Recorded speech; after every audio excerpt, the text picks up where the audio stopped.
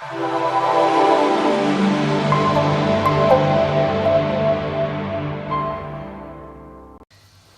there, it's Megan from Move to Squamish. I'm here with Karen Garrett from Sea to Sky Mortgages. We're here to discuss non-resident buyers buying here in Squamish. We are seeing an increase in non-resident buyers. Squamish is an awesome place to live, so it's attracting people from all around the world. And also the foreign buyer tax, which was implemented in Vancouver in July, is not effective here. So we are the closest place to Vancouver that is not affected by the tax.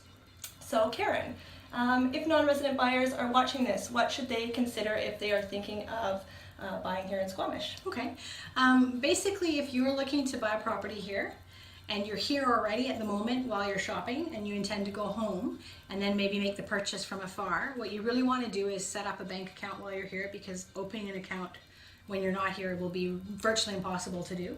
And you'll need the account for the transactions and also wiring the funds for when you make the deposit. And you should also try and get yourself in front of a lawyer.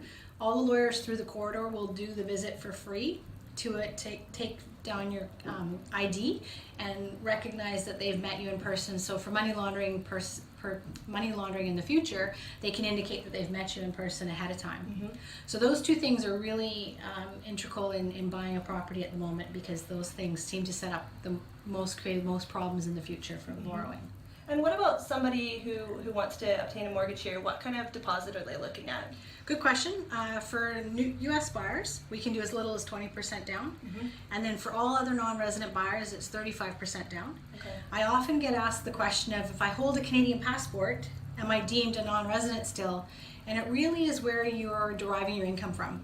So if you're filing taxes outside of Canada, then that's the country that you're going to be considered where your financing is from. You're not going to be, it's not your passport holding, it's where you're getting your income from. Okay. And then with the 20% or the 35% down, it is also relative to how much you're buying, because we do get gridded, scaled back depending on the level of financing. But that's a pretty good start right there, is 20% for US and then 35% for all other countries. Okay, sounds great.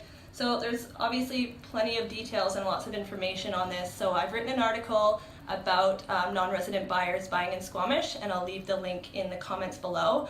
I'll also leave Karen's details, so if you have any questions specific to obtaining a mortgage here in Squamish or here in BC, you can contact Karen. Please do. Okay, thanks. Thank you. See you soon.